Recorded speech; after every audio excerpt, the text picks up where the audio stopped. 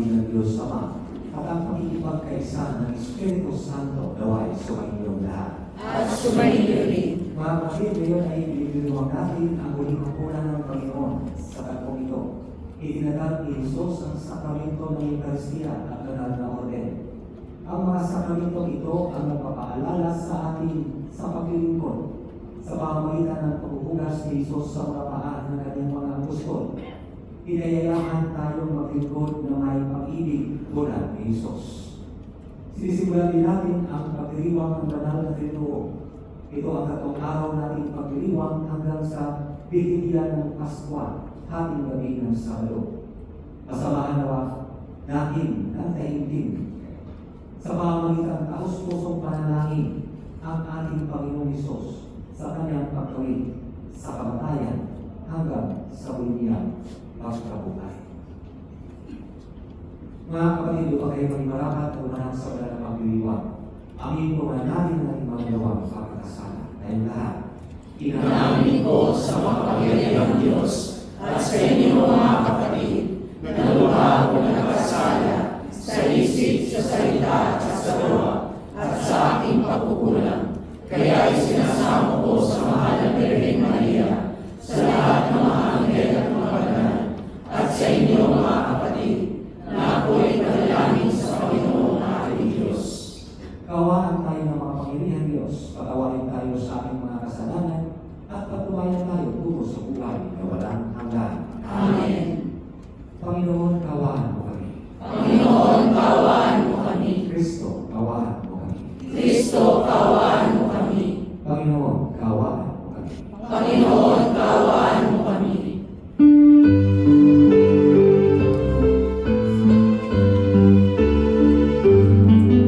Papuri sa Diyos, papuri sa Diyos, papuri sa Diyos sa kaitaasan.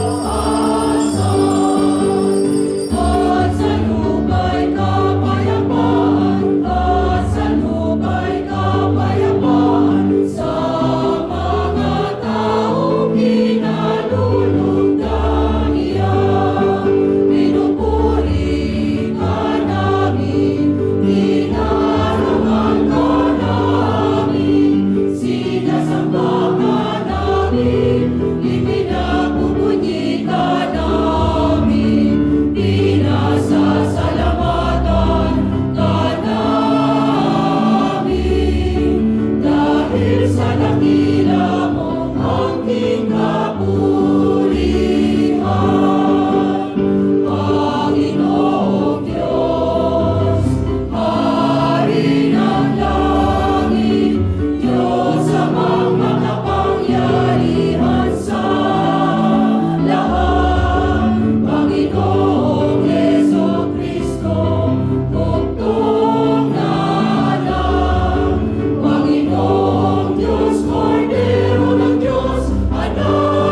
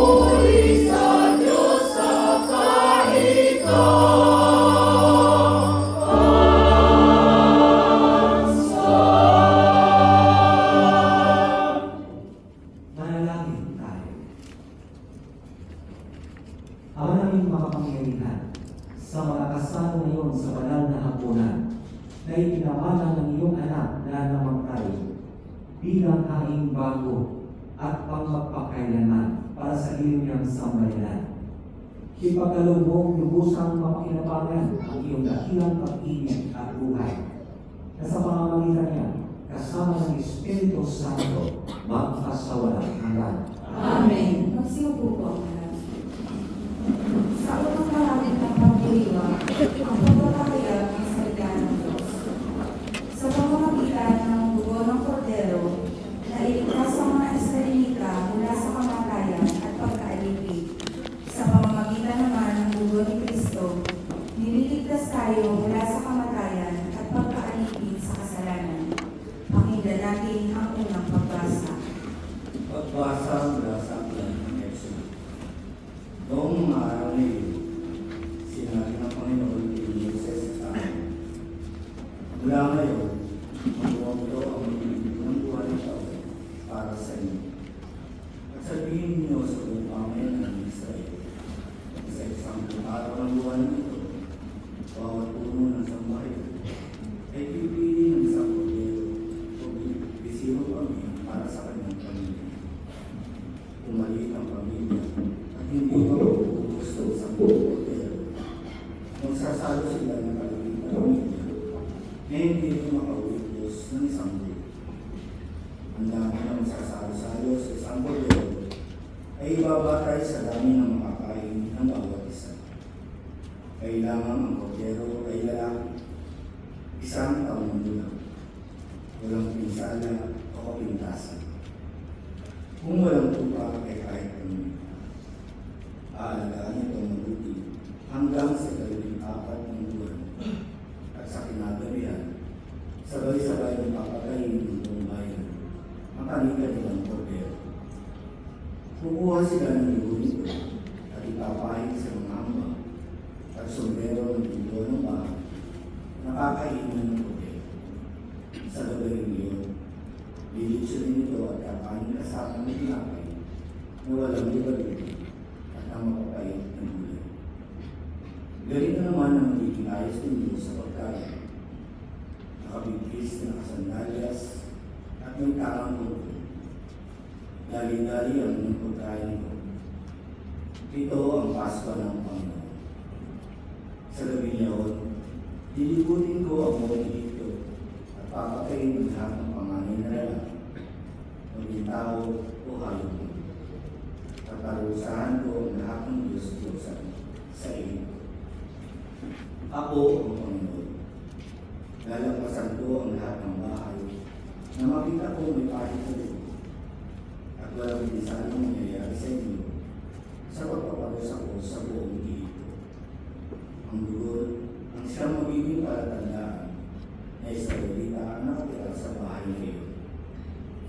Ang araw na ito'y ipagdiriwang ninyo magpakailanman bilang pista ng Panginoon. Ang salita ng Diyos. Salamat sa Diyos. Salmo 2. Sa kalis ng pagbabasbas, si Kristo ang tinatanggap. Sa Alis ng pagbabasbas, si Kristo ang pinanatanggap.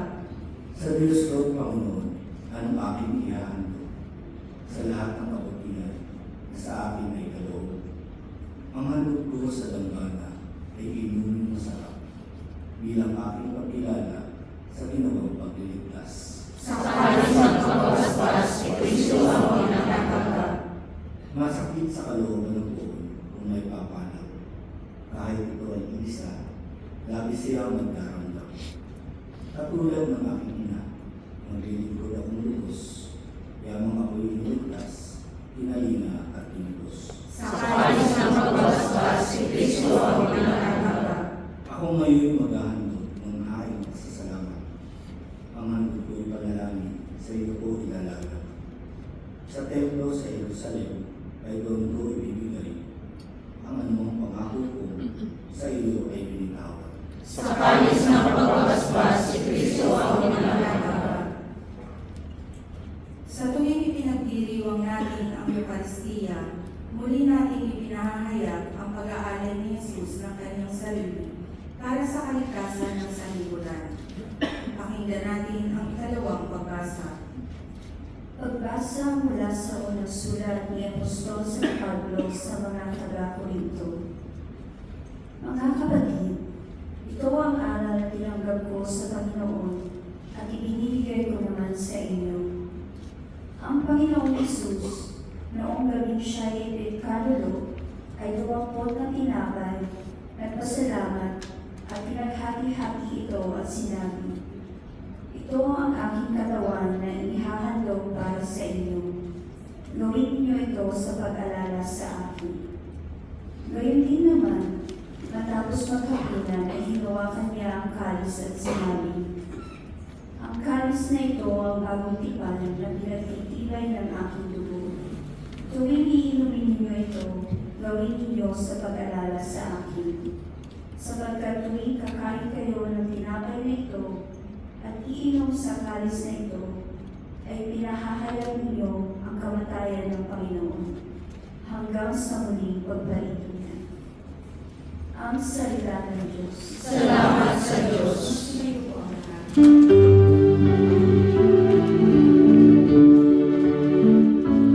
Inialay mo ay buhay sa krus ng buhay, katumbas ay kaligtasan ng sangkatauhan. Sabay-sabay po ang lahat. Ang bagong utos ko ito, magbibigan sana kayo, katulad ng ginawa ko na pagmamahal sa inyo, ang sabi ni Yesu Kristo.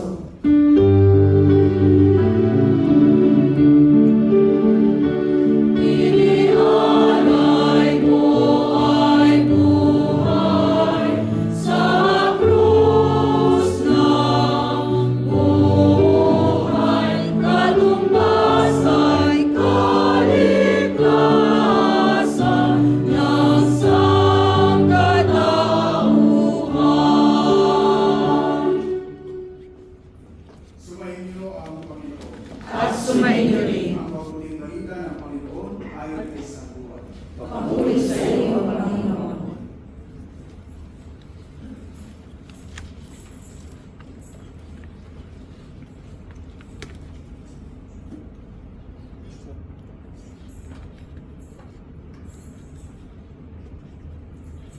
Bisperas na ng Paskwa, alam na ni Jesus na dumating na ang panahon ng kanyang paglisan sa sanlibutan ito upang bumalik sa Ama. Mahal niya ang kanyang mga tagasunod na nasa sanlibutan at ngayon ipakikita niya kung hanggang saan ang kanyang pag-ibig sa kanila.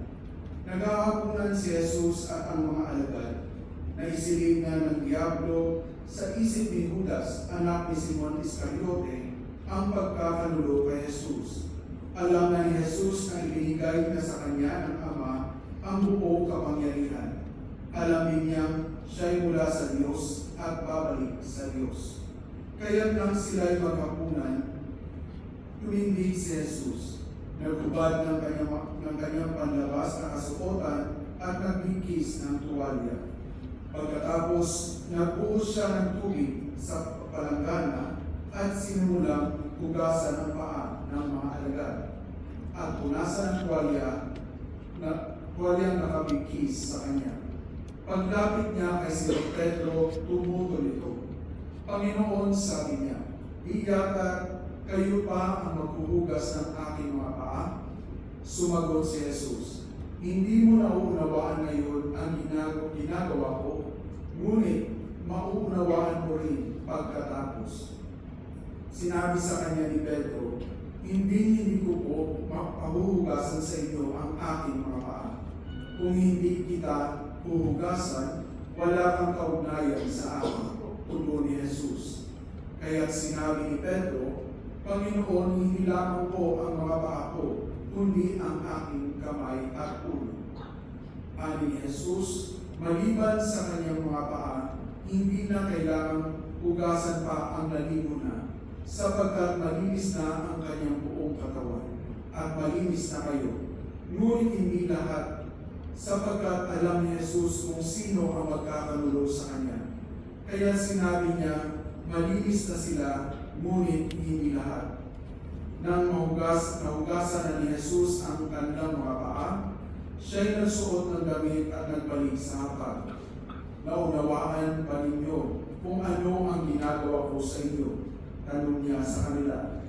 Tinatawag ninyo akong guro at Panginoon, at tama kayo sapagkat ako nga.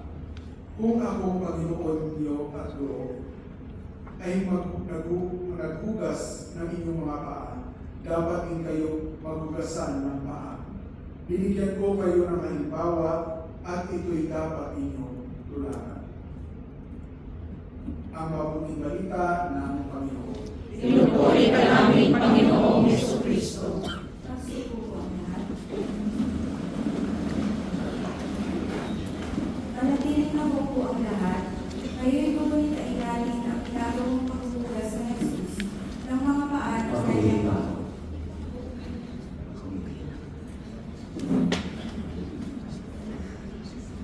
Magandang gabi po sa ating lahat. Maligayang kapistahan sa ating lahat. Ano kapistahan? Ha? Kapistahan ng maraming kapistahan. At sa kapagkapari.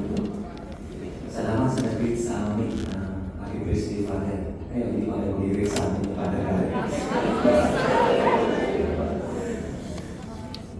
Maraming salamat. Tinatag ni Kristo ang banal na Eucharistia at kasama na doon ang pagkapari. Ngayon ay Huwebes Santo. Okay? Huwebes Santo na kung saan araw na bago nagpapakasakit at namatay ang ating Panginoong Jesucristo. In English, ang tawag Monday, Thursday. Monday, Thursday. Ang Monday, hindi Monday. Hindi yung Monday tapos na Thursday agad. Kasi yung Tuesday, Wednesday. Monday. Ano ibig sabihin? Sa Bisaya, Mando. Dito, itinatag ni Jesus, doon din itinatag ni Jesus ang pagkapare. Hindi pwede na may misa na walang pare. At hindi po pwede na ang pare na hindi mag-misa. Pakikita natin to kung ano ginagawa ng pare doon sa second reading. Ang unang mando o kuman ni Jesus ay after the elevation, consecration, elevation. Narinig natin sa pangalawang pagbasa. Gawin ninyo ito sa pag-alaala sa akin. Yun ang kuman. Yun ang kaya Monday, Thursday. Kasi ibinigay ni Kristo yung kuman sa Huwebes. Before siya nagpapakasakit at namatay. Gawin ninyo ito sa pag-alala sa akin. Ipinapaalala sa atin yung pagmamahal ni Jesus sa atin. Ang alaala na ito ay buhay na alaala na noon pa hanggang ngayon na tinatanggap natin sa banal na Eucharistia. Gawin ninyo ito sa pag-alaala sa akin. Ano po ang habilin niya? Pangalawa, yung paglilingkod sa kapwa. Maghugasan kayo ng inyong paa. Bakit? Bakit hugasan? Mabaho. Hindi. Bakit hugasan? Bakit hugasan? Ano ginawa ni Jesus? Kinuha niya ang tuwalya, tinanggal pa niya ang kanyang balabal, kinuha ang tuwalya, dinigkis, sinisunturon, kumuha ng langga ng tubig, at hinugasan ang paa ng mga apostoles. Wala mga lalaki. Matatawag na lalaki sa mga babae. Bakit? Ang daming mga apostolada ng mga babae, kunti ng lalaki. Tatlo ng lalaki. Kaya napakalakas ng mga babae. Women power na. hugasan ang mga paa. Ipinapakita ni Jesus na kung saan yung mando niya, yung kuman niya, siya ang gumawa. Ipinakita niya dahil yung meaning ng paghugas ng paa is to humble ourselves to give service to the others na may pagmamahal na pagsiservisyo. Kaya mga kapatid, ang pagdiriwang natin ng banal na Eucharistia ay nagbibigay sigasig sa atin. Again, nagbibigay sigasig sa atin sa paglilingkod sa kapwa. Sino ba yung kapwa natin na paglilingkuran? Yung mga ministers na nilito sa simbahan. Sino po? Yung maninimba. Sigasig po ba kayo na naglilingkod sa kanila? Sa mga lectors at commentators, nagsasabi pa po kaya, oo. Hindi po ba kayo nagsabi na, ay marami akong gawain, di ka muna, papalit po na ako. Naloon ba yung sigasig na yun? Sa choir. Ay, hindi sa isang ni Father. Bakit? Sa choir. Ay, hindi ako makakanta kasi meron pa kong ganito, ganyan. O kukunti lang tayo, kailangan natin. May sigasig ka bang kumanta? O kumanta ka man, pero hindi bumubo ka. Yung bibig. May sigasig pa. Ang Nazareth. Hindi ba nanininghal? Doon, nandito po kayo. Kahit sinisinghalan kayo, sige lang. Huwag niyong singhalan. Sigasig na paglilingkod. Sa kapwa. Ano ba yung iba? Huwag na makakaba tayo. At ang pagmamahal at pag-aaruga sa paglilingkod sa kapwa ay nagbibigay kahulugan sa pagdiriwang ng banal na Eucharistia. Kaya, magkasunod po yun yung ginawa ni Jesus. Gawin ninyo ito sa pag-alala sa akin. Humayo kayo. Tayo lahat humayo after ng misa. Sa mga hindi nagsiservisyo o nagsiservisyo naglilingkod sa simbahan, nagbibigay po ba kayo ng sigasig doon sa inyong pinaglilingkuran, sa inyong pinagtatrabahuan? Hindi po ba kayo nagsichismis? Hindi po ba kayo nang-aaway? Hindi po ba kayo nalalait? Kahit nilalait kayo, kahit sinichismis kayo, kahit ninaaway po kayo, nagbibigay po ba kayo ng sigasig? O nanininghal din kayo? Pagmamahal at pag-aaruga ang dadalhin natin, kaya nagbibigay kahulugan dito sa ating pagdiriwang. Nagsisimba po tayo kasi inaalay po natin to sa ating Panginoong Jesucristo na ito po yung ginagawa. Kasi nagagawa po namin, Panginoon, yung sinasabi mo na gawin ninyo ito sa pag-alala sa akin. Sa bawat kabutihan na ginawa natin sa ating kapwa, inaalala natin ang kabutihan ng Panginoon na noon pa 2,000 years ago, it exists until now. It is not even in the Holy Eucharist that we receive the body of Christ. But, sinasabi ko sa inyo noon na buhay ng pag-alala. Inaalala na buhay kasi binibigyan ko ng buhay. Humayo kayo. Hindi natatapos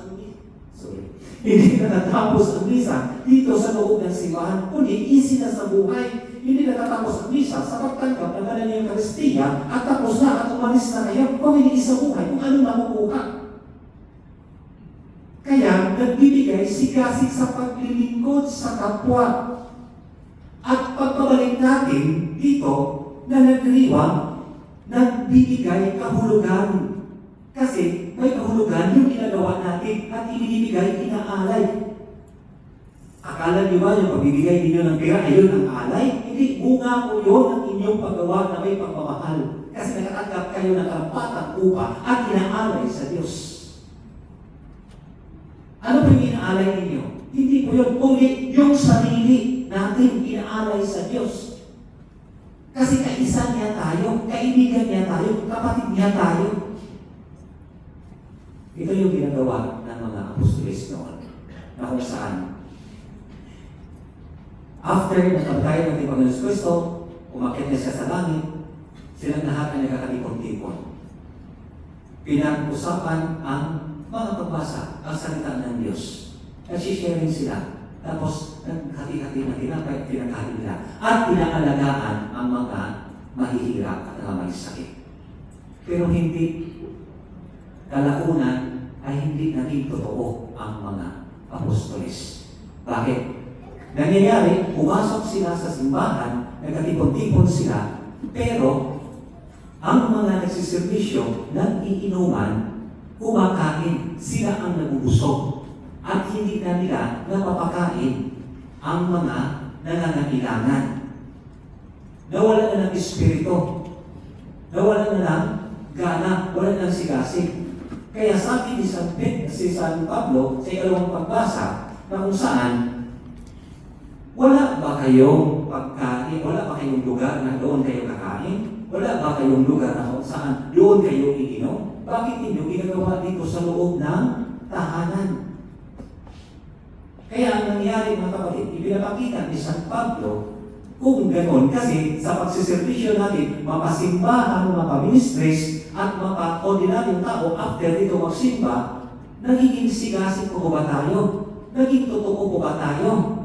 Kaya ipinapaalala niya na kung saan gawin ninyo ito sa pag-alala sa akin. Yun ang sinasabi niya sa mga taga-Korinto. Kasi nawala na ng bisa, nawala na ng sigasig, nawala na ng espiritu ang pagsiservisyo, paglilingkod nila sa kapwa-tao.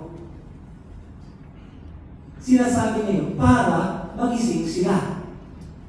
Kaya mapupuna talaga ang mga naglilingkod kung walang feelings, kung walang pag-ibig sa paglilingkod sa loob ng simbahan, sa paglilingkod sa pinagtatrabahuan. Mapupuna talaga kung walang ilalagay na pakikiramdam o damdamin o pagmamahal. Makikita po yan. Lalo na kapag nag-aaway-away sa loob. Now, ang paghati-hati ng tinapay at pagtanggap, mga kapatid, ay mawalan ng kahulugan. Ang paghati-hati ng tinapay at pagtanggap ay mawalan ng kahulugan kapag hindi po maayos ang inyong paglilingkod sa mga mahihirap, sa mga nangangailangan. In short, naging masaya po ba kayo sa banal na Eucharistia? Sagot. Sagot. Now, tanong, naging masaya ba kayo sa inyong asawa? Alam natin. Pangalawa, naging masaya ba kayo sa inyong mga anak? Mas malakas ang anak. Pangatlo, naging masaya ba kayo sa kapwa-tao? Nasismusa talaga. Yan na. Sure. Maging masaya ka dito sa banal na Eucharistia. Paglabas mo, maging masaya ka sa asawa mo, maging masaya ka sa anak mo, maging masaya ka sa trabaho mo, dahil yan ang kapwa-tao. Ngayon, will make it comfort. Ipinapakita ni Cristo kung paano. Humble service, loving service. And He humbled Himself to serve the needy. Amen. Ngayon, gawin natin pagbukas ng paa.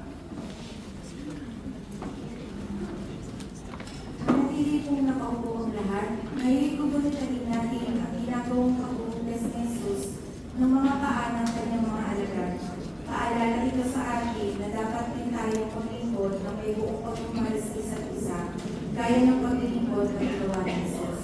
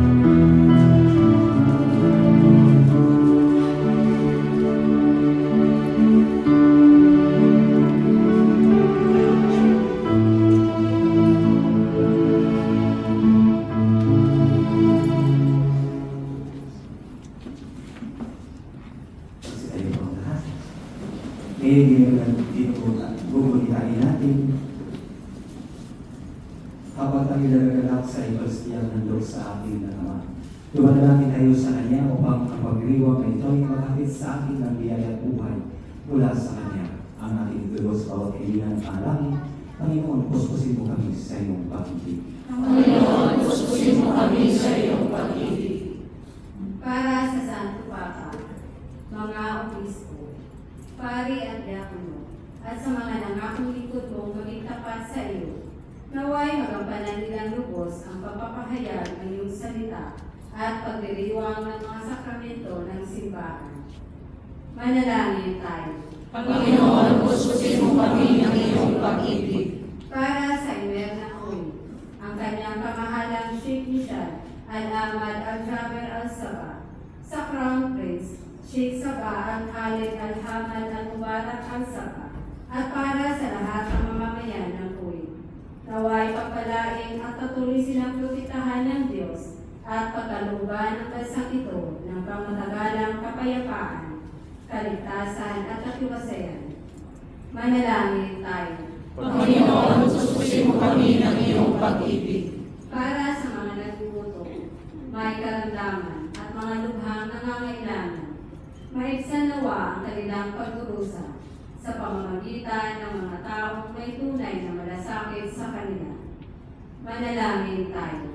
Panginoon, puspusin mo kami ng iyong pag-ibig. Para sa simbahang umaasa sa iyong paggabay, grasya at awa, sa pamamagitan ng tinapay ng buhay, ilumin mo nawa ang mundo sa minsalang dulot ng kahirapan, karahasan at kalustaan. Manalangin tayo. Panginoon, puspusin mo kami ng iyong pag-ibig. Para sa nanalig at naniwala sa tagumpay ng iyong pagkakasakit at muling pagkabuhay, patuloy mo nawa ang mga kapatid namin lumao sa iyong kaharian. Manalangin tayo. Panginoon, puspusin mo kami ng iyong pag-ibig. Itaas din natin ang mga kapatid natin nangangailangan ng panalangin, ang mga pangangailangan ng ating pamayanan at ang ating mga personal na kahilingan. Manalangin tayo. Panginoon, puspusin mo kami ng iyong pag-ibig. Ama, digin mo ang mga panalangin ng iyong nagsusumamo sa bayanan habang pinagsusumikapan namin na isabuhay ang buhay na dulot ng tinapay at alak na siya si Jesucristo anak mo at aming Panginoon. Amen. Magsiupo po ang lahat para sa ikalawang bahagi ng pagdiriwang ng huling habang. Ang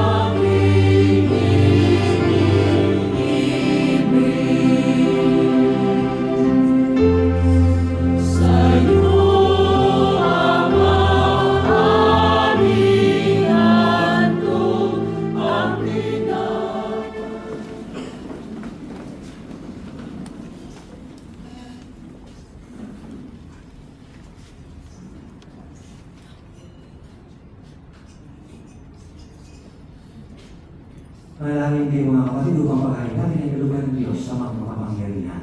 Kapag ginawa ng Panginoon itong paghahain sa iyong mga kamay, sa kapangyarihan niya at karamahan sa aking kapakinabangan, at sa buong sambayanan niya. Ama na lumikha, ipagkaloob mo marapat na ganapin ang banal na paghahain sapagkat tuwing ipinagdiriwang ang alaala ng anak mong nag-aalay, ang pagligtas niya sa tanan, ay nangyari upang aming pakinabangan sa pamagitan niya kasama ng Espiritu Santo magpasawalang hanggan. Amen. Sumainyo ang Panginoon. At sumayo rin. Sa Diyos ang iyong puso at diwa. Itaas na namin sa Panginoon. Pasalamatan natin ang Panginoong ating Diyos. Marapat na siya ay pasalamatan. Ama naming makapangyarihan, tuloy ang marapat na ikaw ay aming pasalamatan sa pamamagitan ni Kristo na aming Panginoon. Siya ang talagang dakila at lagi mong ikinalulugod na paling naghahain para sa Sansinuko. Dito pag-aalay na lagi mong ibinukod, ang pagdiriwang sa huling hapunan ay paghahain niya para sa tanan upang alalahanin namin at pagsaluhan. Ang laman niya ay inihain upang lahat ay buhangin. Ang dugo niya ay lumanap na lahat ay mapatawad. Kaya kaysa ng mga anghel na sisiawit ng papuri sa iyo na walang kumpay sa kalangitan, kami ay nagbubugi sa iyong kadakilaan.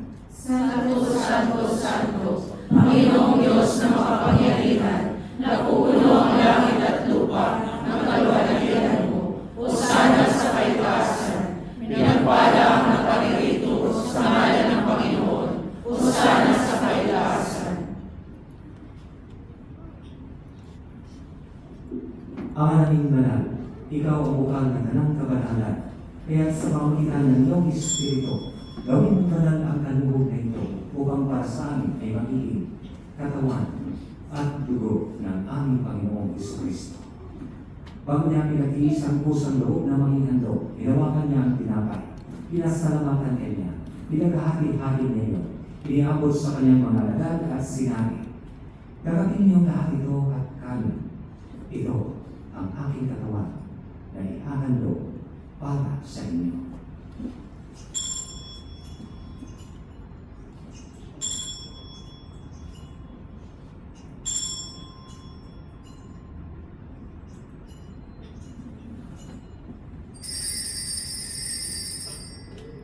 Gayon din naman nung matapos ang hapunan, inawakan niya ang kalis, muli kanyang pinasalamatan. Iniabot niya ang kalis sa kanyang mga alagad at sinabi, "Tanggapin niyo lahat ito at inumin. Ito ang kalis ng aking dugo, ng bago at walang gantihan. Ang aking dugo ay ibubuhos para sa inyo at para sa lahat sa ikapagpapatawad ng mga kasalanan. Gawin niyo ito sa pag-alala sa akin."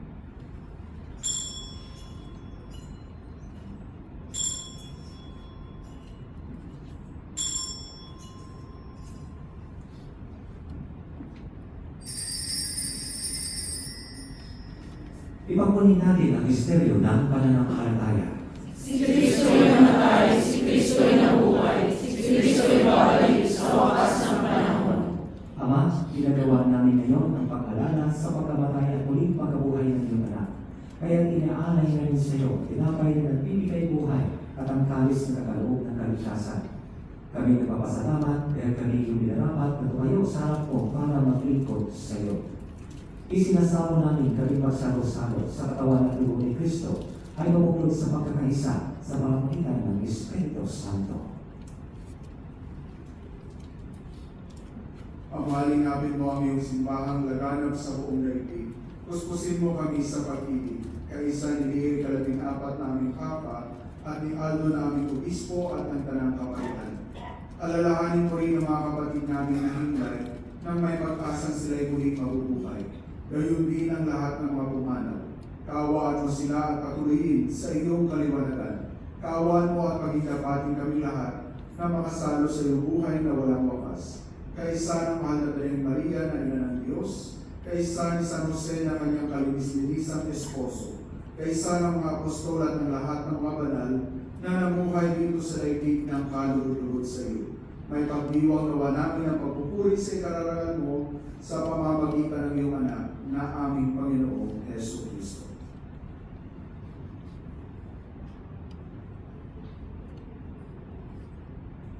Sa pamamagitan ni Kristo, kasama niya at sa Kanya, ang lahat ng parangal at papuri ay sa iyo, Diyos Amang makapangyarihan, kasama ng Espiritu Santo, magpasawalang hanggan.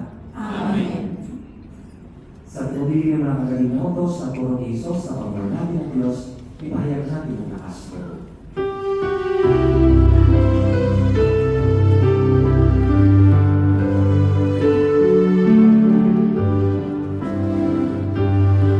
Ama namin, sumasalangit ka, sambahin ang ngalan mo.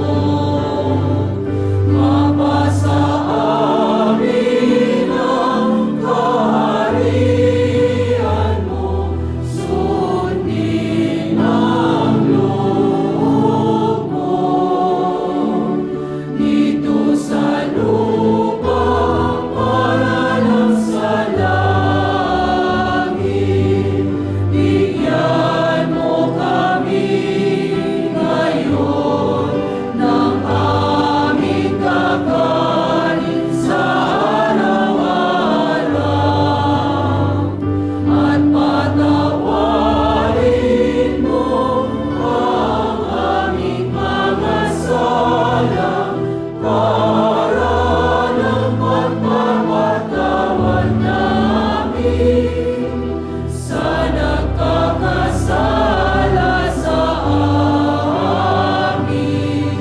At huwag mo kaming ipahintulot sa tukso, kayaya mo kami sa lahat ng masama.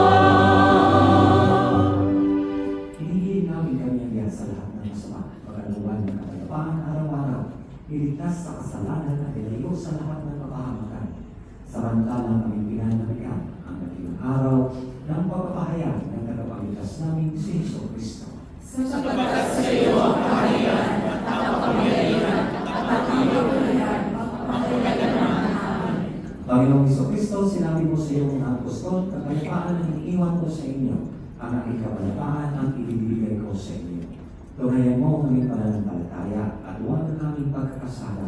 Pagkaluman mo kami ng kapayapaan at pagkakaisa ayon sa iyong kalooban, kasama ng Espiritu Santo, magpasawalang hanggan. Amen. Ang kapayapaan ng Panginoon ay laging sumainyo. At sumainyo rin. Mga kapatid, magbigay mo tayo ng kapayapaan sa isa't isa.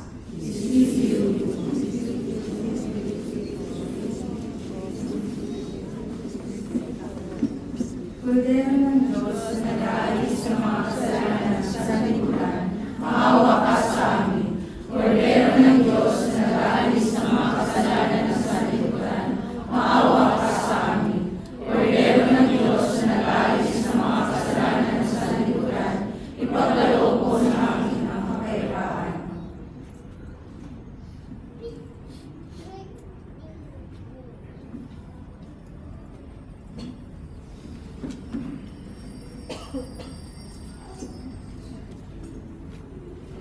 Mga kapatid, ito ang kordero ng Diyos, ang Diyos na nag-alis ng mga kasalanan ng sanlibutan. Mapalad ang kainyahan sa kanyang piling. Panginoon, hindi ako karapat na magpatuloy sa iyo, ngunit sa isang salita mo lamang ay gagaling na ako. Pagsagalawan na tayo sa katawan ng Lord Kristo para sa buhay ng walang hanggan. Amen.